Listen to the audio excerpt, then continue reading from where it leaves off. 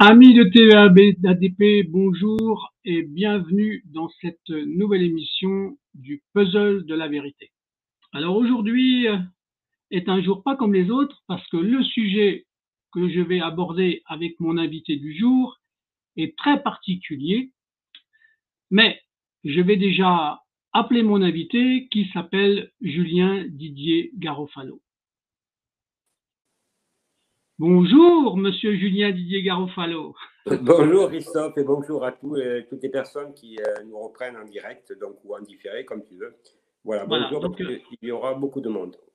Bon, ok. En tout cas, c'est une émission qui sera transmise, retransmise, rediffusée, qui partira sur des multi-réseaux, notamment bien sûr à l'origine sur TVADP, mais ça sera relayé sur des réseaux comme Agora TV et bien d'autres. D'accord? Alors aujourd'hui, monsieur Julien Didier Garofalo, on va parler d'un sujet très particulier, qui est l'influence de la franc-maçonnerie en France, et notamment, on va dire, dans le domaine sûrement de la justice. D'accord? C'est à peu près ça. Alors, si on avait à résumer ou à dire qui vous êtes déjà dans un premier temps, et deux, trois choses que vous avez vécues, ça serait quand même déjà pas mal pour que les gens vous connaissent. Allez, Oui. on est parti. Ok, pour ceux qui ne me connaissent pas, donc je suis la bête noire des francs-maçons, puisque je détiens la liste des 160 000 francs-maçons et des documents accablants sur leur magouille, leur corruption, puisque j'ai mis sur des sites encore aujourd'hui des fausses factures, des emails. Donc effectivement, ils ont été piratés. Et heureusement d'ailleurs, car ceux qui les ont piratés m'ont donné des documents qui se chiffrent par milliers, qui prouvent bien que ces gens-là sont des corrompus, des voyous, des criminels. Mais le problème numéro un qui se passe, c'est que ces 160 000, ils sont introduits dans les institutions françaises. Ça veut dire la justice, ça veut dire les tribunaux de commerce, procureurs, juges, avocats, notaires, bâtonniers, etc., etc. Donc, c'est bien entendu des conflits d'intérêts, ils ruinent les gens, et je crois, Christophe, que tu es bien placé dans les tribunaux de commerce. Bon, je vais dire qu'ils ne sont pas tous véreux, mais sur les 160 000, il y a une distinction entre ceux qui sont dans la franc-maçonnerie et qui sont honnêtes. Il y en a encore. Et je leur dis à ces gens-là qui m'écoutent, essayez de dégager tous ces crapuleux, ces crapules, hein, puisque j'ai un dossier sur la DGSE qui est même infiltré par les francs-maçons, puisque ils ont été inculpés, certains policiers qui menaçaient de mort une commerçante. Et c'est pas que ça. Donc c'est vraiment la société aujourd'hui en France, les hommes politiques aussi, les médias et le club des ce qu'on appelle les 600 qui se réunissent à Paris une fois par an. Donc, tout se passe à Paris. Et aujourd'hui, ce sont les Françaises et les Français qui souffrent. On voit l'état de la France, on voit les mensonges. Et aujourd'hui, il y en a un qui est encore plus deux mensonges. C'est bien le Stade de France, puisque les caméras ne marchent plus. Il faut savoir que la procureure de Paris est franc-maçonne. Et bien entendu, M. Darmanin est franc-maçon. Comme ça a circulé, il n'y a rien à voir, il n'y a plus de preuves, alors qu'on est la risée du monde, alors qu'il y a des gens qui déposent des plaintes. Mais entre francs-maçons, il n'y a pas de coupable, il n'y a pas de responsable. Et ces gens-là, ils nous traitent à nous de complotistes. Et je rappelle que hier, sur l'émission de Pascal Praud, il y a eu donc une confirmation comme quoi Trump avait raison. Je ne suis pas pro-Trump, mais Trump avait raison, sur le Covid, et que ça a été bien fait à Wuhan, que ça a été créé, et donc ça a été fait exprès. Donc la gravité de la situation, c'est qu'aujourd'hui, ces francs-maçons, qui sont le cancer de la France, mais le cancer du monde, veulent réduire la population française et mondiale, et bien entendu, en nous faisant croire que les vaccins, tout ce que vous voulez, donc les mensonges d'État, c'est plus des mensonges d'État, c'est gravissime. On n'a jamais vu ça, donc nous, on a été éduqués, enfin moi je suis né en 1960, j'ai toujours mené des combats, vous pouvez alors aller sur Google, j'ai été le premier qui a rencontré le procureur de la République de Nice, M. Éric de Montgolfier, vous tapez sur Google la salade niçoise ou le Parisien, et vous verrez qu'en 1999, j'avais alerté déjà le procureur de la République, et des têtes étaient tombées, notamment le doyen des juges Jean-Paul Renard, connu pour être une racaille, Bernard Orengo, racaille, franc-maçon, tous ces gens-là étaient dans les postes de fonction à Nice.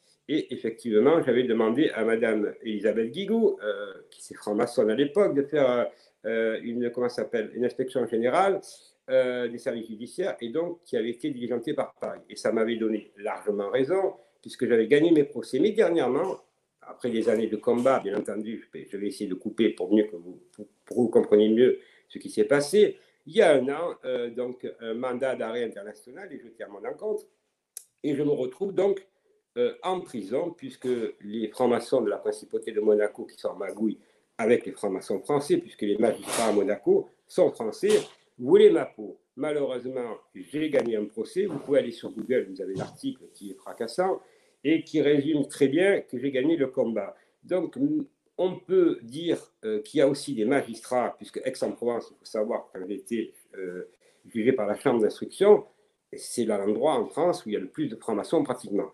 Et là, il y avait donc 4 magistrats qui n'étaient pas francs-maçons. Et si j'ai gagné, c'est parce que j'ai gagné avec le droit. Il y a aussi donc des magistrats honnêtes, comme dans toutes les professions, mais malheureusement, ceux qui ont les meilleurs postes, les procureurs, doyens des juges, puis bâtonniers, voilà, donc ils ont ce qu'on appelle vraiment les postes clés. Et les hommes politiques, ils mangent avec aussi les magistrats, puisque c'est eux qui les placent, et avec les médias, et c'est ce que vous avez sur BFM TV, tout ça. Donc, vous voyez, vous avez un combat très dur, qui est quand on est seul. Il y a 30 ans, quand je disais ça, on me prenait pour un fou. Aujourd'hui, le succès, on va dire ça comme ça, on serait passé, toi aussi, Christophe, c'est que les francs-maçons, c'est vraiment le problème qui est le problème français, mais le problème mondial. Alors, si nous tous, nous ne nous regroupons pas et nous laissons faire, ils nous enlèveront du milieu. Et je dis le mot, moi je ne suis pas un complotiste, car j'étais envoyé à toi il y a très peu de monde, que je passe donc le concours d'avocat, l'examen d'entrée à l'école des avocats. Donc ouais. C'est des années de travail, des années de labeur, puisque je suis parti sans rien.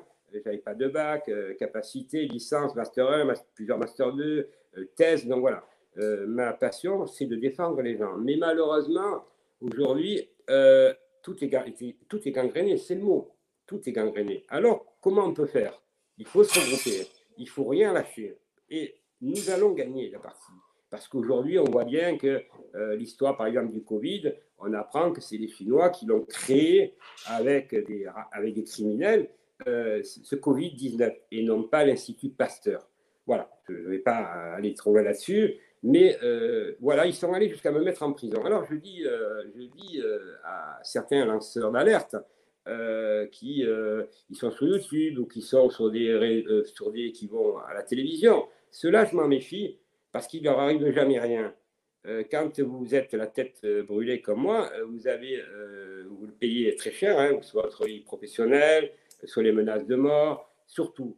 Donc, je sais que vous êtes très nombreux à me suivre sur VK et sur toutes les plateformes, et je vais être dans l'obligation, et ce n'est pas ma tasse de thé, donc de lancer, puisque vous me l'avez demandé, et vous m'envoyez aussi des dons, pour tenir le coup, comment dire, jusqu'au mois de septembre, jusqu'à mon examen. Voilà, donc je publierai tout ça, donc je vous donnerai les comptes PayPal que j'ai créés, une cagnotte. Effectivement, ils essayent par tous les moyens de me coincer et de pas aller jusqu'au bout de l'école d'avocat. Donc voilà, mais effectivement, toi, Christophe, je sais que tu te bats dans les tribunaux de commerce, qui est aussi un exemple, qui n'est pas un exemple de l'égalité, de fraternité et d'impartialité surtout. Donc, ça fait 2 ans qu'on se connaît. Je connais ton sérieux bien avant ton émission. Donc, tu es quelqu'un qui se bat aussi, et on est d'accord tous les deux sur le principe qu'il n'y a pas que des francs-maçons véreux. C'est comme dans la vie, des cons, il y en a dans tous les cas. Et voilà, donc je crois que c'est ça le problème. Voilà. Donc, alors là, je suis entièrement d'accord sur ce point on va dire, de conclusion de ta première partie d'entretien. Bien entendu, il y a des francs-maçons qui respectent la tradition normale de la franc-maçonnerie. Alors moi, ce que je voulais savoir, c'est dans ces règles de base, parce qu'a priori, dans ce que j'avais étudié, ce que j'avais compris, découvert, enfin, on peut prendre plusieurs qualificatifs Mais mon enquête m'avait amené à découvrir ce qu'on appelle les constitutions d'Anderson. Est-ce que tu as entendu parler des constitutions d'Anderson? Les constitutions d'Anderson, est-ce que ça te parle? Ouais. Non, pas du tout, je n'ai pas entendu. Alors en fait, dans le mécanisme de la franc-maçonnerie, quand ils prêtent serment, quand ils se donnent allégeance entre eux, avec un droit de respect, ils ont leur propre constitution. D'accord? Et ces constitutions, c'est justement les constitutions d'Anderson. Et j'ai découvert, grâce à des victimes qui ont travaillé notamment la turpitude d'une partie de la franc-maçonnerie. Parce que ce qu'il faut comprendre, c'est que dans le schéma de la franc-maçonnerie, il y a ceux qui vont essayer de travailler pour la vérité, et puis il y a ceux qui ne pensent qu'à gagner du fric avec toutes les turpitudes qu'on peut imaginer. D'accord? D'accord. Donc quand on sait que si on prend par exemple le domaine de l'enfance et des enlèvements d'enfants, Dieu sait si la justice elle est perverse dans ce domaine-là, d'accord? Mais elle est perverse à deux niveaux, d'accord? Elle est perverse parce qu'il y a un mécanisme financier qui fait marcher la justice dans plein de domaines. D'accord, ça c'est la partie, on va dire un enfant. Donc il y aura une future émission d'ailleurs sur TVADP qui va s'appeler l'enfant, un business pas comme les autres, justement pour expliquer que l'enfant est un gain d'argent tous les mois, d'accord, que les institutions tournent et utilisent les enfants pour faire marcher un business. Alors, il y aura un autre volet, bien entendu, qu'on va rencontrer dans la franc-maçonnerie, mais alors là, la franc-maçonnerie qu'on appelle diabolique, hein, d'accord, sataniste, celle qui touche le monde de la pédophilie, parce qu'il y a des enfants qui finissent dans ce monde-là. Maintenant, ce que j'essaye de comprendre, ou j'essaye de faire comprendre ce que toi, tu as pu rencontrer, parce que quand je te parle des constitutions d'Anderson, ça veut dire qu'ils ont des règles. Or, ils sont tout le temps en train de violer déjà 3 articles de leur propre constitution, qui sont les articles 1, 2 et 6 de leur constitution, où normalement, ils doivent respecter des règles. Or, tu es bien placé pour le savoir, de temps en temps, on a des gens qui ne sont pas francs-maçons, qui rencontrent dans des procédures des gens qui sont francs-maçons. Là, ceux-là, on les met sous les noirs. On leur casse même des fois leur carrière. Tu es d'accord avec moi? On casse leur carrière, on met des personnes âgées, je le confirme, parce que j'ai des milliers d'appels depuis des années, sous tutelle, des escroqueries à tout va, et avec la complicité, bien entendu, des procureurs, des juges, des avocats qui sont francs-maçons. Donc aujourd'hui, ça a vraiment été Quand j'ai lancé ça il y a quelques années, là, ça explose. Donc les gens, ils parlent de la franc-maçonnerie, mais pas en bien. Alors, je dis très simplement à ceux qui ont encore la franc-maçonnerie, humanisme, je dis, reprenez vos galons, remettez-vous en selle, parce que ces gens-là, aujourd'hui, c'est eux qui veulent détruire l'humanité par le diabolisme, par le satanisme, par la pédophilie. Ça veut dire qu'ils ont pris tous les secteurs et ils se croient au-dessus de Dieu, au-dessus des lois, puisqu'ils ont une constitution qu'ils ne respectent pas, tu as raison, que je ne connaissais pas, mais là tu as bien expliqué. Ceux-là, ce sont les nouveaux. Ça, c'est les carriéristes, c'est les satanismes, c'est exactement ça. Moi, j'ai connu, et je le dis, quelqu'un à Monaco, je ne citerai pas, bon, décédé, mais une grande amie à moi, qui était très riche et qui était franc-maçon. Mais humaniste. Voilà, c'est ça, qu'il faut. Alors, les gens, il faut qu'ils comprennent que l'humaniste, les vrais francs-maçons humanistes, ceux-là, il y en a. Mais je vais un peu les critiquer parce que je leur dis, c'est votre faute ce qui se passe. Il faut prendre votre courage et de dire ces gens-là, il faut dégager tout ça, cette vermine. Parce que ces gens-là, si la France et le monde, aujourd'hui, il en est à ces mensonges, parce qu'un franc-maçon, véreux, pédophile, satanique, ce que tu veux, l'avantage qu'il a, c'est que lui, il peut mentir. Et il dira que c'est nous les menteurs, que c'est nous les complotistes. Il renverse la charge de la preuve en disant, nous, regardez ce qui se passe au Stade de France, ou le Covid-19, où il fallait le masque, pas le masque, toutes ces incohérences, ces mensonges. Donc, c'est les menteurs. Ils sont nés comme ça, ce sont des jeunes merdeux, qui veulent monter dans les carrières et qui veulent écraser les autres. C'est fini notre époque où on fallait se lever dans le car, où on aidait une personne âgée à traverser, où on gardait les personnes âgées à la maison. Moi, je l'ai connu, hein, j'ai gardé ma grand-mère jusqu'à 100 ans. Elle est morte après mes parents il n'y a pas longtemps, il y a 10 ans. Donc je dis à ces gens-là, si nous ne bougeons pas, il faut se rejoindre sur un combat. Le combat, c'est quoi? Vivre dans un monde meilleur et plus juste. On ne va pas vivre comme ça tous les jours. C'est comme ce qu'on entend par la presse tous les jours ou toutes les minutes, il se passe un truc. Des meurtres, des trucs. Voilà. Donc aujourd'hui, tout ça, on n'en veut pas. On veut vivre vraiment dans un état normal, dans un état digne de ce nom. Voilà. Moi, je ne peux pas envie de vivre tous les jours, le matin, me lever, me dire, ah, demain, il va y avoir peut-être une guerre nucléaire. Qu'est-ce qu'il va demain y avoir? La 5e vague, comment ça s'appelle, le truc du singe, la vaccination du singe, la variole du singe, c'est à mourir de rire. On apprend après que c'est vous, en Chine, qui a bien créé volontairement le Covid-19 pour vendre les vaccins. Donc, enfin, ça sort. Ils rendent même hommage au professeur, comment il s'appelle, Montagnier, qui ils l'ont traîné dans la boue. Quand il est mort, ils n'ont même pas dit qu'il était mort. Il y a pas 2-3 trucs. Et aujourd'hui, hier encore, il disait que c'était un grand professeur et tout, alors qu'ils l'ont traîné dans la boue et que c'est lui qui avait dit les trucs. Ils l'ont fait passer pour fou. Prix Nobel de la paix. Ah, par contre, quand il y a quelqu'un qui meurt de chez eux, là, ils nous font des enterrements médiatiques de stars et tout. Mais par contre, Montagnier circulait, il n'y a rien à voir. On le salit. Et puis aujourd'hui, hier, parce que dans l'émission de Pascal Praud, que vous pouvez retrouver, et plein d'autres, hein, ils disent que c'est le meilleur avec Trump, avec Didier Raoult. Donc, vous voyez, aujourd'hui, ils sentent que le vent a tourné. Ouais. Alors, justement, quand tu dis que le vent il commence à tourner, c'est moi ce que j'essaye de comprendre, ou en tout cas l'espérance que j'ai, c'est que au niveau, si on prend par exemple que le volet justice, d'accord, quand on voit que la tromperie, quand tu parles des mensonges, donc il y a des mensonges qu'on qualifie officiellement de faux en écriture, d'accord, les faux en écriture. Ouais. Mais quand tu sais que la mécanique de la personne qui est victime, qui dépose plainte pour faux en écriture, devient coupable, elle devient coupable par l'inversion qu'ils mettent à la plainte en invoquant le fait que comme tu as déposé plainte, eux, ils se mettent contre toi en t'attaquant pour diffamation, insulte, chantage ou menace. Et là, comment la justice, elle avance?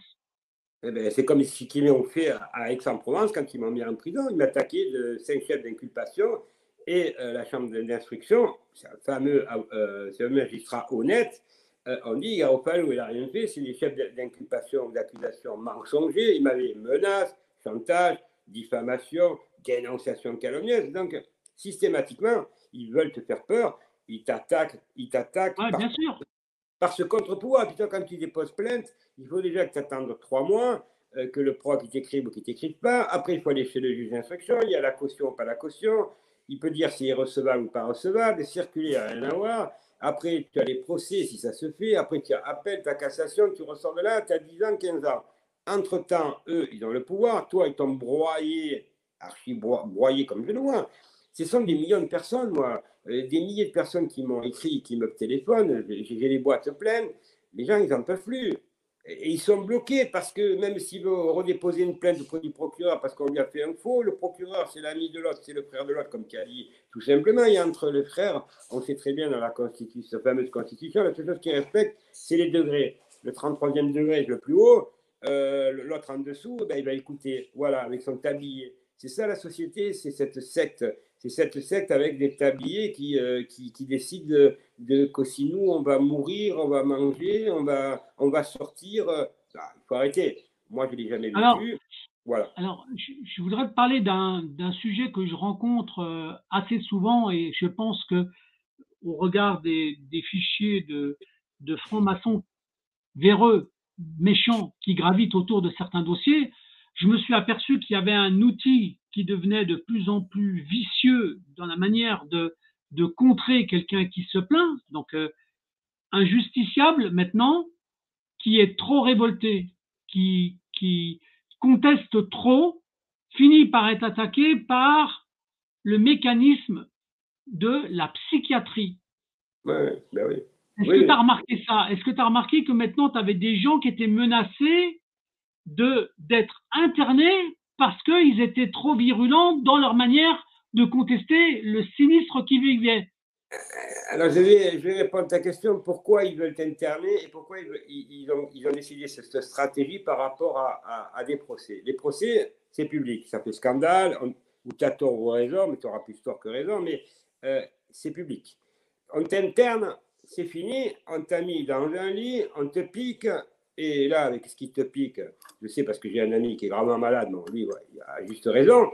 Donc, quand il sort de là, qui fait 3 mois, je peux t'assurer que quand il le relâche, c'est un zombie. Ça veut dire que c'est fini pour lui. Sa vie, elle est cuite. Donc, ces gens-là, par la psychiatrie, ils t'anéantissent complètement. Et la personne qui sort de là, avec ce qu'ils lui ont injecté, elle ne se rappellera plus de rien. Et puis, c'est plus facile de dire bah, vous savez, il est complètement fou. Parce qu'un Ouais, procès d'appel, ça dure du temps. Là, on te dit, t'es fou, on te dit, discrédite. Moi, combien de fois ils me l'ont fait aussi de dire, ah, lui, il voit les francs-maçons, c'est une lubie. À 30 ans, quand je parlais des francs-maçons, et quand je suis allé voir de Montgolfier, on me prenait pour un cinglé. Ils m'ont fait passer pour un cinglé. Donc, il a fallu que je sorte de ça. Mais tu sais, c'est difficile parce que les gens, ils ne sont pas habitués à se battre. Ils ne sont pas ouais, c'est habitués. ça. Et aujourd'hui, tout ce qui arrive, ça prouve bien ce que je dis. Ils sont plus habitués. Nos grands-parents, tout ça, ils ont vécu la guerre, le machin, tout ce que tu veux, la misère. Donc, il a fallu qu'ils se construisent. Nous, on arrive avec Internet, le machin, les années 60, tout va bien, 80, on danse le disco, tout le monde était content, tout le monde laisse passer. Et on a laissé. Et aujourd'hui, les manipulations, elle a commencé à partir de là, des années 80, ça s'est monté en grade, puis après avec Ouais. Internet, et puis maintenant, aujourd'hui, les gens, ils ne savent plus comment se battre. Ils ont même peur de descendre dans la rue. Alors moi, je voudrais dire aux gens, je vais vous donner un exemple concret, parce que je ne parle que du concret. Nous sommes à Paris, donc Stade de France, finale de la Coupe d'Europe, Madrid, contre les Anglais, Liverpool. Bon, extraordinaire. 600, je vais appeler ça trou du cul, excusez-moi du terme, et pas les Anglais, hein, ni les Brésiliens, c'est bien, 600 de Saint-Denis, ça ne représente pas la population de Saint-Denis, mais ces 600 racailles, ils ont fait trembler la France. Attendez. Donc, je dis aux Français, comment 600 racailles font trembler la France et nous sommes des millions et des millions qui sont à peu près tous d'accord. Il n'y a pas de droite, de gauche. Il y a ceux qui, aussi, qui sont dans la précarité, la pauvreté. Tout ça, c'est vraiment les gilets de la colère. Demain, en une journée, on a réglé le problème. Voilà, je dis aux gens, réfléchissez, comment 600 personnes font parler le monde. Parce que là, c'est une affaire mondiale qui n'est pas finie. Comment nous, peuple de France, nous qui aimons la démocratie, nous qui aimons, je ne sais pas moi, son prochain, ce que vous voulez, mais comment nous, des millions, on n'arrive pas à s'organiser, à s'organiser pour dire, parce que là, ça s'appelle la survie, mesdames et messieurs qui nous écoutez. La survie. Et si ça continue comme ça, dans 6 mois, on n'est plus là.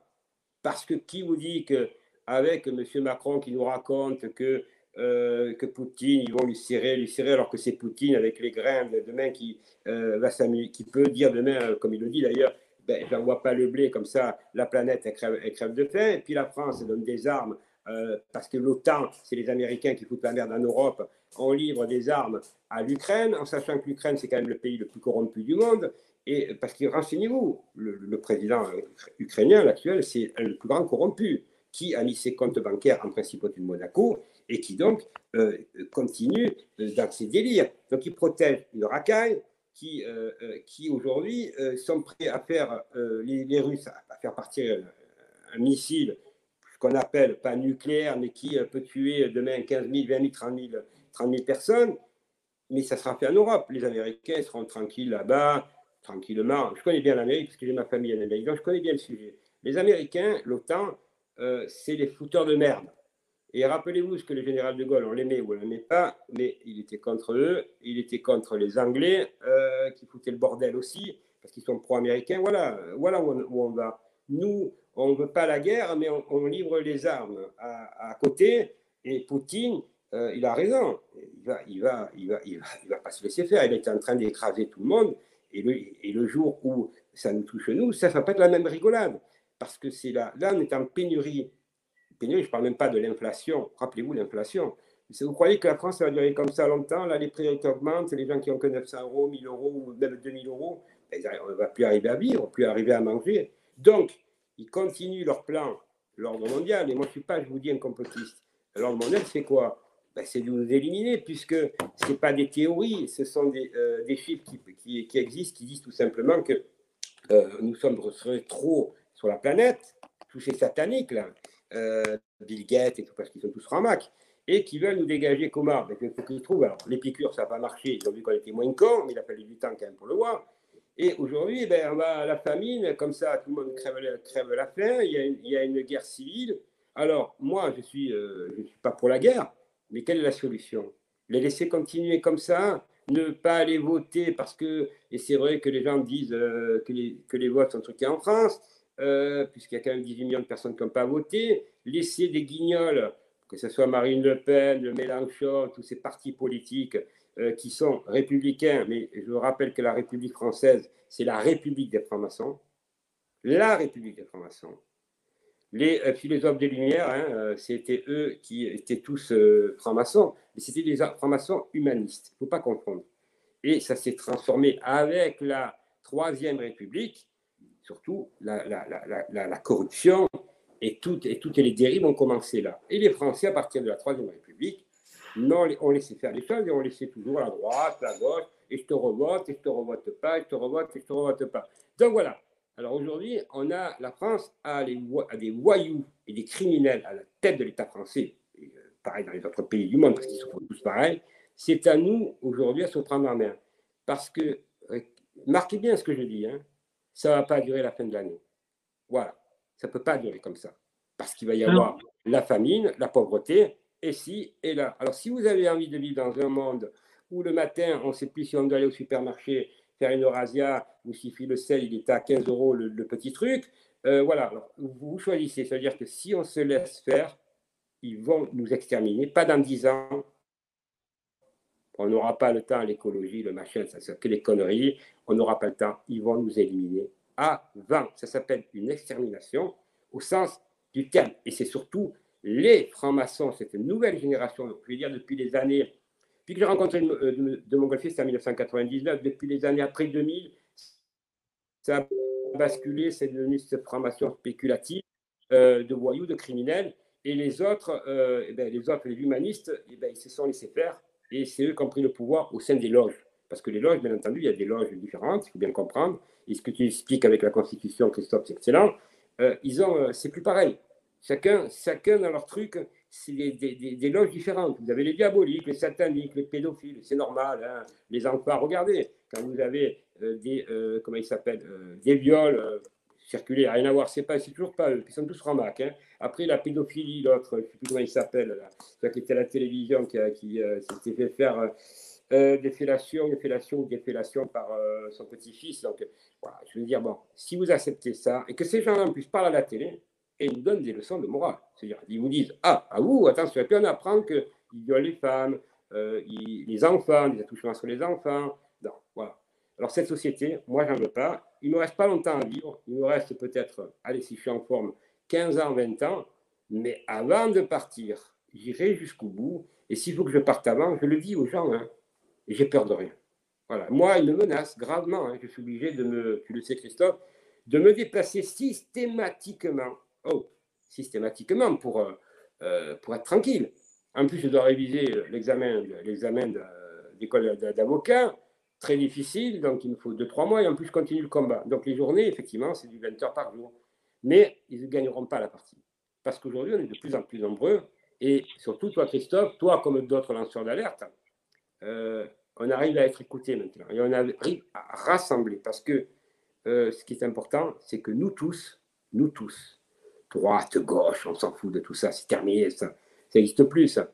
Aujourd'hui, tous ces criminels, il y ait des procès légaux et pas illégaux, qu'il n'y ait pas de haine, qu'on ne semble pas faire une guerre, mais qu'on prenne le pouvoir légalement, et ça peut se faire. ça peut largement se faire. Et que ces gens, ils aient des comptes à rendre, parce qu'il faut qu'ils aient des comptes à rendre. Ils ont quand même que les EHPAD, quand même, nos personnes âgées, ils sont morts. Et les jeunes aussi, hein, qui sont dans les facs, que je connais très bien, c'est mon sujet, mais dans les EHPAD, ils ont empêché les familles de les voir, qui sont morts.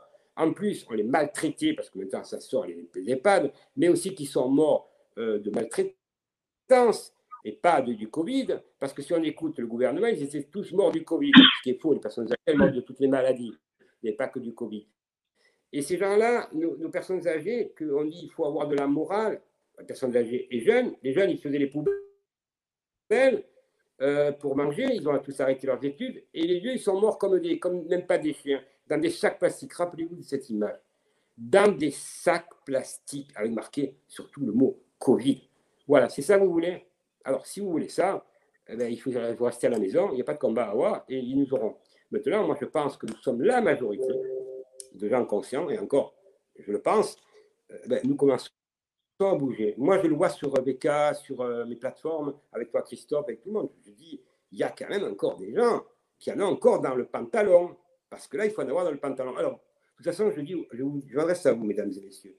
On ne meurt qu'une fois, pas 10 fois, et une fois. On sait dans notre date de naissance, mais on ne sait pas le jour de notre mort, heureusement d'ailleurs. Alors, qu'on meurt dans 3 ans, dans 10 ans, on doit disparaître. On n'est pas éternel. Je ne suis pas un grand croyant, mais on n'est pas éternel. Alors, moi, je préfère mourir et aller dans la tombe de mes parents, et je le dis souvent, tranquille, parce que moi, mes parents, avant qu'ils meurent, ils disent surtout va jusqu'au bout, hein, dans tes études. Allez, vous savez, dans le cimetière, dans le caveau familial, l'esprit tranquille. Voilà. Alors, chacun fait sa vie, mais je suis très content de savoir qu'aujourd'hui, nous sommes des millions. Je vois, moi, sur VK, c'est de la folie. Je dis à toutes les personnes qui soient sur VK, sur TVADP, c'est ça qui est de bien. Aujourd'hui, c'est toutes les forces qui se réunissent. Il faut mettre un coup d'arrêt. Nous sommes en péril. C'est l'humanité qui est en péril. Et s'il n'y a pas d'humanité, il ne peut pas y avoir la planète Terre. Elle ne peut pas exister. Voilà, je crois que écoutez, j'ai subi tellement de choses en 30 ans que si demain je devais faire un livre, ce n'est pas un livre, c'est 10 livres avec des documents, c'est des preuves qu'on ne peut pas me contester puisque ce sont des procès, c'est des preuves. Ce que j'ai subi, je le dis ouvertement en France, je ne sais même pas s'il y en a un qui l'a vécu. Voilà, et ça fait 30 ans. L'enfer. Mais l'enfer, c'est vous, les francs-maçons, qui allez l'avoir. Parce que je sais que vous me regardez, parce que je vois les trolls, je sais que vous me regardez. Vous savez que vous avez peur parce que je détiens la liste. Mais s'il m'arrive quelque chose, la liste, il y a des gens qui l'ont. Elle apparaîtra. Et systématiquement, comme je fais, parce que je travaille avec toi, Christophe, parce que tu es quelqu'un de sérieux, et je l'ai vu, parce que ça fait 2 ans qu'on se connaît, les gens ne le savent pas. Donc, j'ai vu comment tu travailles. Tu es parti de rien. Toi aussi, tu as subi beaucoup. On lâche rien. C'est ça la différence. Nous, on est crédibles. Maintenant, il y en a qui ne peuvent pas être crédibles. Parce que j'entends des trucs. Je dis à ceux-là, vous n'avez rien à faire comme lanceur d'alerte. Partez. Parce que ce n'est pas comme ça qu'on peut gagner la partie. Il faut être organisé, il faut aimer la France et aimer, on va dire, son prochain comme vous voulez. On respecte tout le monde. Voilà. Alors justement, tu abordes un sujet qui, moi, me paraît important, parce que au-delà des religions, d'accord, il faut qu'il y ait une prise de conscience. Voilà, une prise de conscience. Or, si on regarde le cheminement de comment les gens en France, ils ont évolué, tu t'aperçois qu'il y a plein de petits maillons qui ont été mis en place avec le temps, bien sûr. Est-ce qu'au-dessus de ces décisions-là, c'était la franc-maçonnerie qui décidait? Peut-être. Moi, je te donne des repères que j'ai perdus, des repères que j'ai perdus. Savoir, moi, j'étais content, par exemple, quand j'étais à l'école, qu'on m'enseigne la morale et l'éducation civique. Ça m'apprenait à rester à qui je suis. Pourquoi ça a disparu? Pourquoi on l'a enlevé? D'accord? Après, tu avais dans la franc-maçonnerie une volonté farouche de détruire les principes de la religion chrétienne. L'amour de son prochain, par exemple, pour moi, excuse-moi, ça reste un bon principe, une bonne manière de vivre. Aimer son prochain, ça veut dire avoir de la solidarité, ça veut dire avoir de la gratitude avec les gens, avoir de la compassion, avoir et ainsi de suite. C'est-à-dire, là, au jour d'aujourd'hui, on a une forme d'un monde autour de nous où tu as un égoïsme primaire qui a été installé, mais franchement, mais c'est une horreur. Et tant qu'on ne fait pas une rupture avec cet égoïsme primaire, où que chacun regarde son nombril et pas la solidarité qui devrait s'installer, on ne va pas avoir de solution. Or, nous, on fait des émissions, on fait des déclarations, on essaye de faire de la révélation, mais c'est un but quand même.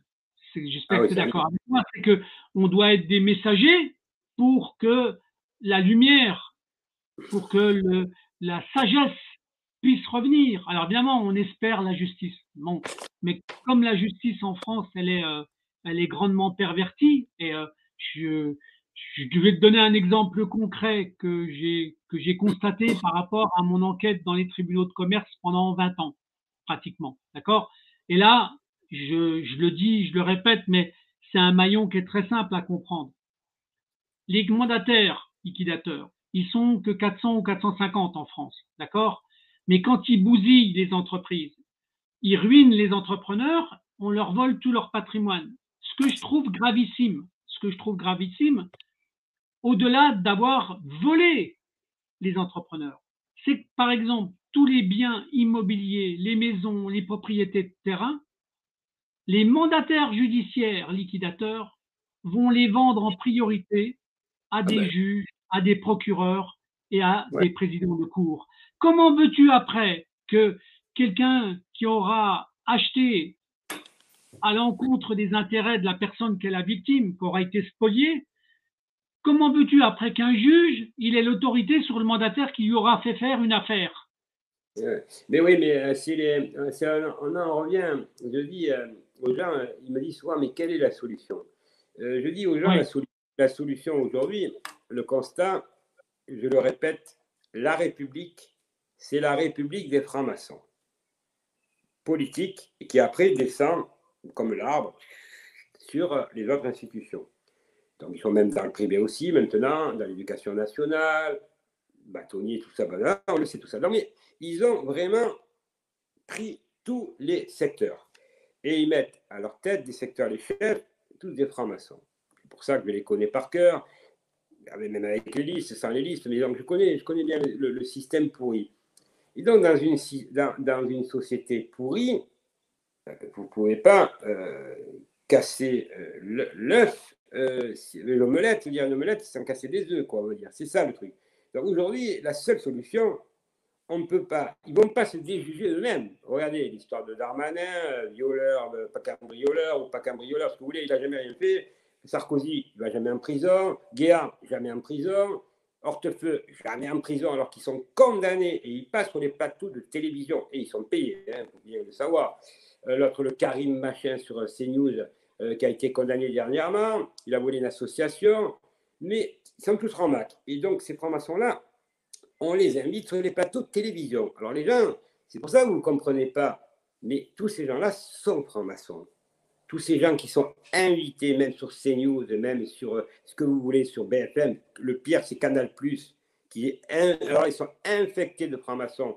Je connais bien Canal+, puisque mes amis qui étaient à Radio Monte-Carlo à Monaco sont actuellement sur Canal+, ils sont toujours des grosses émissions, et donc je connais toutes les ficelles de Canal+.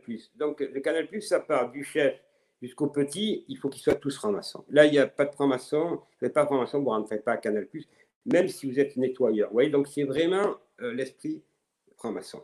Alors, on ne peut pas vivre comme ça. Alors, à un moment, qu'est-ce qu'il y a? Soit il y a la révolution, et on coupe des têtes, et on sait ce que ça donne. Couper des têtes, à tout va, il y en a qui vont couper la tête des voisins.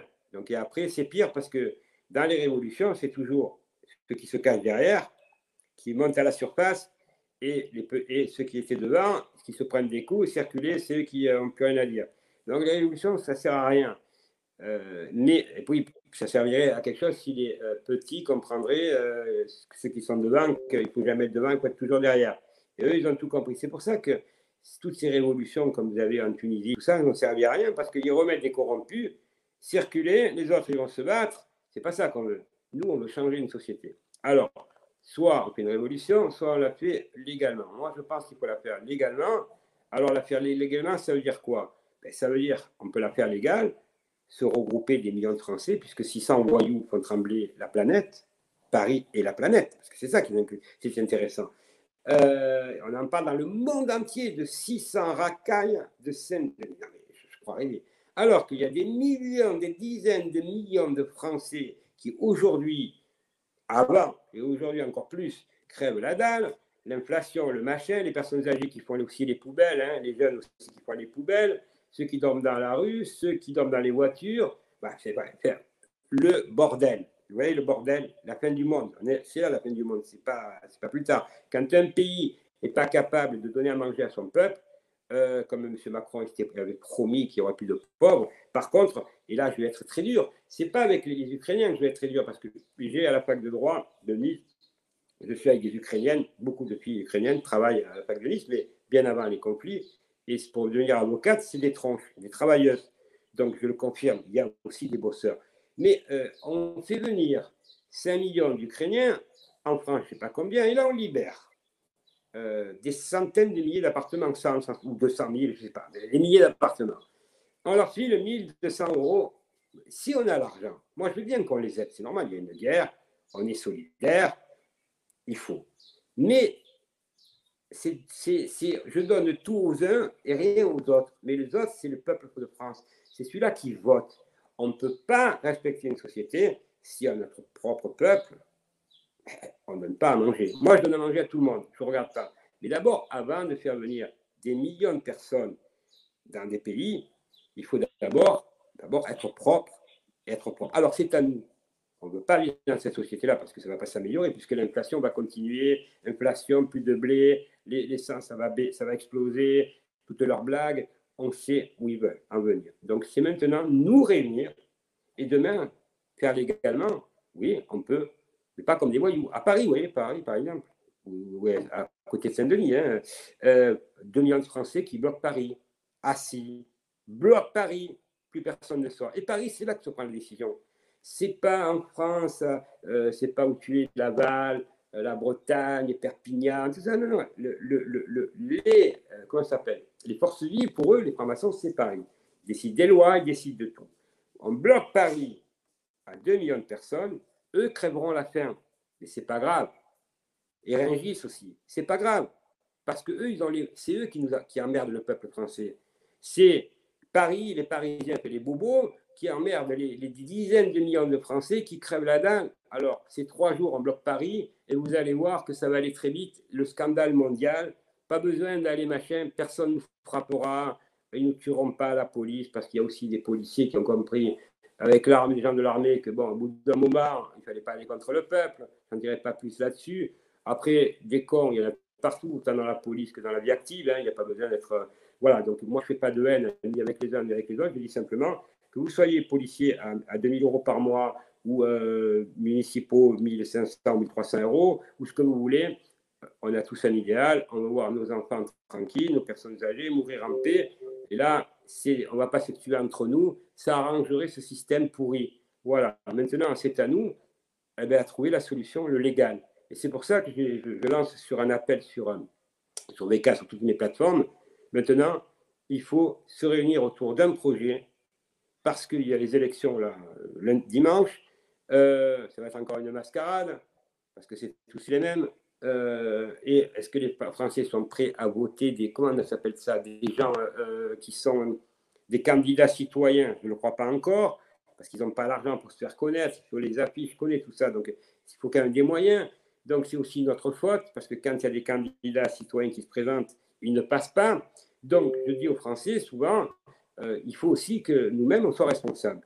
Il y a du complotisme, il y en a, mais il n'y a pas que des complotistes. Il ne faut pas croire non plus en tout. Moi, ce que je crois, c'est surtout ce qui se passe.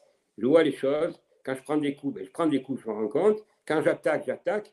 Mais je ne vais pas raconter des blagues. C'est passé là, je vais raconter que je vais gagner un procès s'il ne vais pas gagner un procès. Voilà. Donc vraiment, je vous dis à nous tous, maintenant, il faut se rassembler. Il faut absolument le faire rapidement. Vous êtes aujourd'hui déjà des milliers à me répondre sur mes réseaux. Je vous lance l'appel. Donc, vous avez mon email sur VK. Si vous voulez me joindre, il y a mes emails. Et là, on commence à se réunir et on commence à travailler. Et croyez bien que la France, on peut la sortir de ce bordel. On peut sortir de tout ça. Mais il faut changer tout ce système qu'ils nous ont mis. Soit c'est la révolution et ça ne porte rien, soit c'est le citoyen qui est maître du jeu. Et c'est nous qui devons être maîtres du jeu. Mais toujours, pareil, ne pas faire l'erreur quand on fait les gilets jaunes et de ne pas avoir, comment ça s'appelle, des gens qui parlent, qui au moins, ou que ce soit audible. Parce que là, il y a plusieurs petits chefs. J'ai fréquenté les gilets jaunes que je ne connaissais pas du tout. Il y a des gens vraiment honnêtes, mais il y a eu la guerre des petits chefs. Chacun voulait prendre la place de l'autre et ça n'a servi personne. Parce que c'est un très beau mouvement et qui aujourd'hui, les gilets jaunes, moi j'appellerais ça plutôt les gilets de la colère. Voilà, et arrêter de faire des manifestations, un à droite, un à gauche, un machin, qui ne veulent rien dire. Une date, un mouvement unique. Nous voulons. Le mouvement unique, c'est sauver la France. Sauver la France, c'est sauver l'humanité. Parce que croyez bien que si on donne l'exemple de sauver la France, nos amis européens ou américains ou canadiens avec qui me regardent beaucoup, les Belges aussi beaucoup, eh ben, nous saurons donner l'exemple, pas l'exemple des racailles de Paris et qui attaquent les touristes, qui frappent les femmes, qui les violent, avec comment ça s'appelle, avec les francs-maçons à la tête de M. Darmanin et qui nous racontent aujourd'hui que les caméras ne marchent pas. Une autre pardon qui ne marche pas, qu'ils n'ont pas eu le temps de faire une réquisition auprès du procureur, le procureur aurait pu faire des réquisitions pour saisir les caméras. Vous voyez? Donc, il faut que ça cesse tout ça. Alors, si on ne fait pas ça, demain, qu'est-ce qu'ils nous raconteront? Ils nous raconteront que quoi? Que, je ne sais pas, il y a la variole du crétin, la variole du con, et les gens, et certains vont y croire. Moi, je ne peux pas vivre comme ça. Voilà. J'ai été éduqué dans les années 60, je le dis, je le répète, avec des parents fantastiques, une grand-mère extraordinaire, que chemise, mais vraiment, la solidarité. Moi, j'étais à l'école, tu as raison, Christophe, il y avait toutes les nationalités. Il y avait des musulmans, mais personne n'en parlait. On rigolait. Nous, ce qu'il fallait qu'on fasse, c'est jouer au football, faire les cons, rigoler, mais les cons dans le bon sens. Les cons de l'époque, hein, c'est pas grand-chose. Les profs, on les respectait, on faisait de la morale, de trucs civiques, on faisait tout ça. Moi, j'ai été élevé, parce qu'à Monaco, par les sœurs. Alors, les sœurs, tu ne te levais pas, tu te prenais convoquer, bim bam, les parents, mais tu avais quelque chose. Je ne suis pas catholique pratiquant, mais je crois, mais je ne vais pas à la messe tous les jours, hein, je vous le dis de suite. Je suis contre les pédophiles, notamment les curés. Voilà, mais j'ai quand même une base, une morale civique, le truc, circuler, on fait traverser les personnes âgées, on aide les jeunes, on fait tout, c'est ça la société. Vous n'avez pas envie de vivre de vous, mesdames et messieurs, tous les jours dans le stress qu'on est là actuellement. La 5e vague, la 8e vague, la 15e, demain la variole du singe, demain la variole de la tomate. Non, il faut arrêter. Voilà. Au bout d'un moment, il faut dire stop. Si on ne dit pas stop, eux, ils nous prennent, ils vous dégagent. Et ça, c'est l'esprit franc-maçon. Parce qu'en définitive, les francs-maçons actuels, ce n'est pas les francs-maçons de l'époque, qui existent encore, hein, qui sont encore amis. Ceux-là, heureusement, ils sont là parce qu'à l'époque, ils ont fait du bien. Il ne faut pas oublier qu'il y a des francs-maçons qui ont fait du bien. Humaniste. Ouais. Ne l'oublions jamais. C'est vrai, Christophe, tu as raison, parce que c'est toi qui me l'avais relevé, je l'avais oublié. Parce que force à force de parler des francs-maçons, mais moi, je n'ai pas, des fois, je n'en parle pas des bons. Et là, j'ai fait une erreur. Donc, tu vas bien, avant l'interview, tu vas en parler, effectivement. Il y a les autres. Procès. Un procès à vie en prison. Et encore, il y en a qui parlent de la guillotine. Mais au minima, à vie, comme aux États-Unis, on rentre, ils ne sortent plus. Ces gens-là, c'est des criminels. Moi, je pense à des personnes âgées. Tu vois, quand tu parles, tu dis ça, donc j'ai une forme de symbolique qui arrive en fait. Quand tu dis qu'il faut sauver la France, c'est la plus belle de toutes les phrases. Mais quand on réfléchit que la France est quand même, franchement, qu'on le veuille ou non, était le pays symbolique des droits de l'homme. D'accord? Oui. Les droits de l'homme, c'était l'image de la France. C'est l'image qu'a traversé le monde entier. D'accord? Eh bien, sauver la France, pour moi, c'est simplement qu'elle retrouve cette image-là, en fait. Oui, elle retrouve l'image des droits de l'homme. Et là, tu sais, moi, peut-être que on a une mission propre, que notre pays a une mission propre qui est attachée à ça. Et demain, la compréhension des gens, la lumière, ce que je disais tout à l'heure, là, que les gens se mettent à s'unir pour travailler dans ce sens-là. ah ouais. Si on travaille vraiment dans le respect du droit de l'homme, on est capable de tout bouleverser, en fait.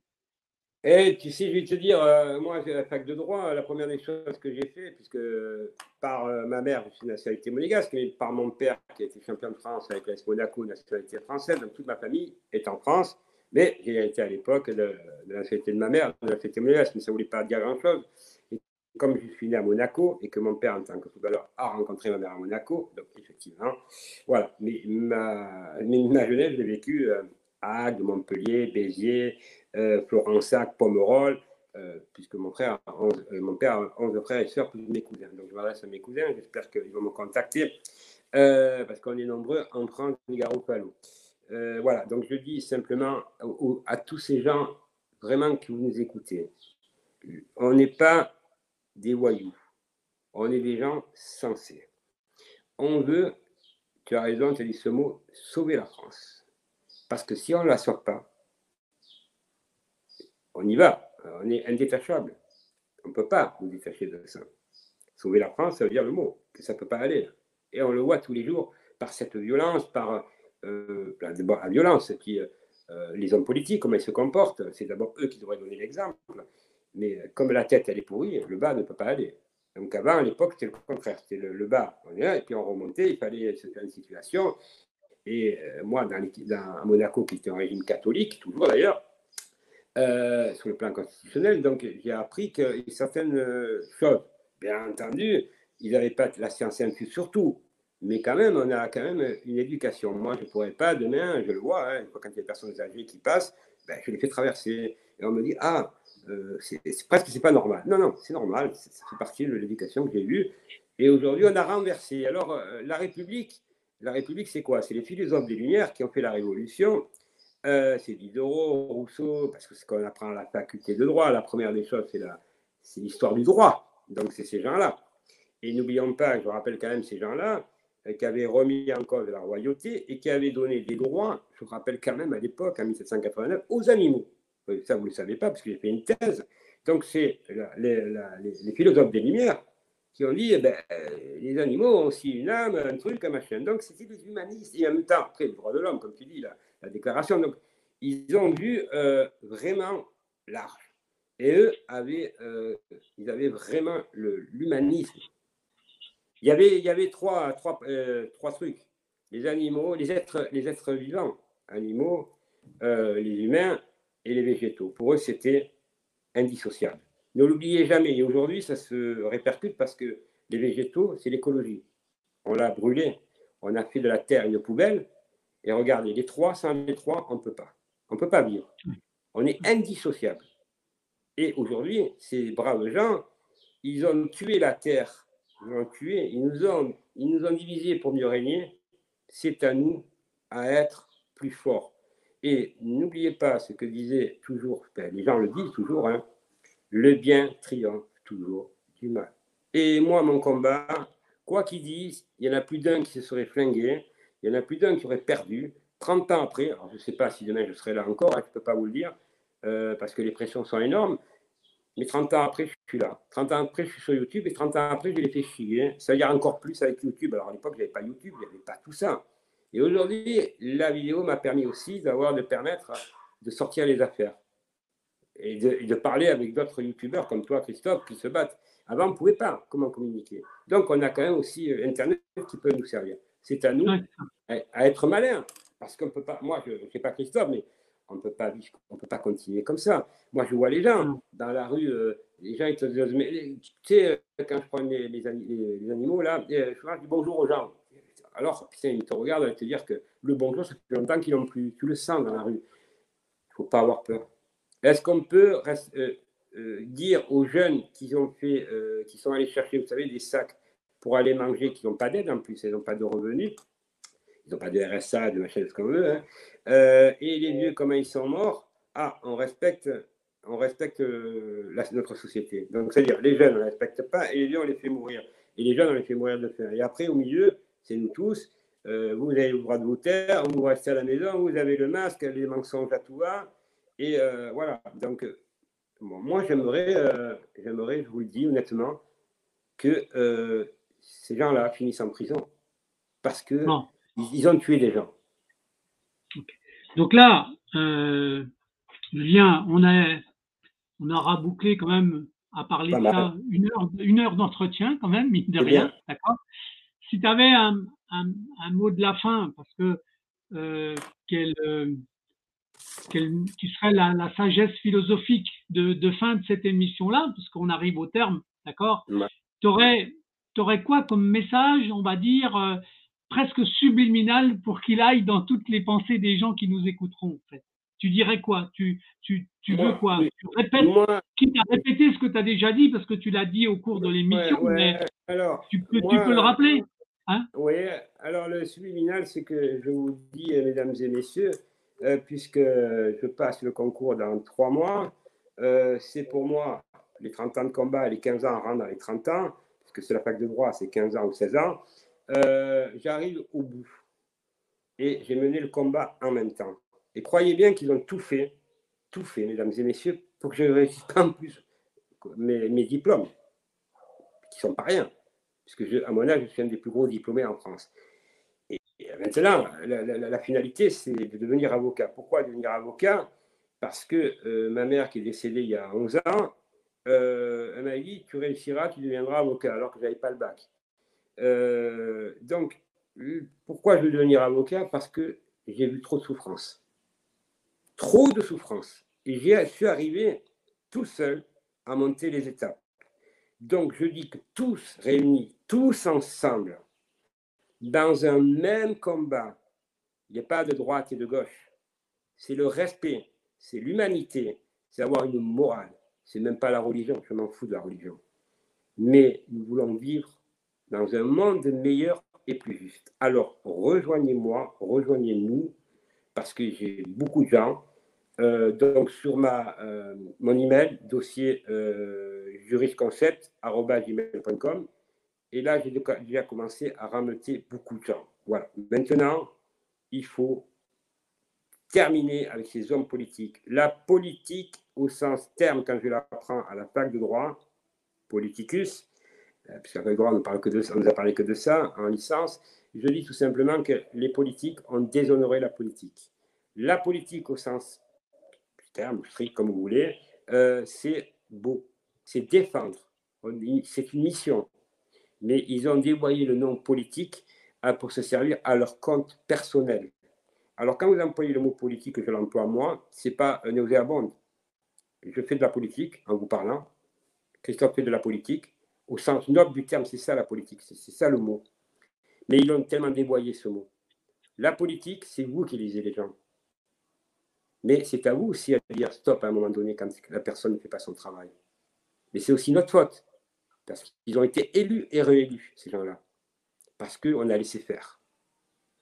Par les maires, que les départements, que les ci, que les là, les magouilles. Maintenant, on s'est rendu compte jusqu'où ils voulaient aller, leur plan, ou l'ordre mondial, comme vous voulez. Alors, ensemble, on va faire quelque chose. Ensemble, on va aller jusqu'au bout et on va gagner la partie. C'est une question de survie. La survie, et le mot, je l'emploie bien, c'est un mot bien employé. J'ai horreur de dire des choses comme ça.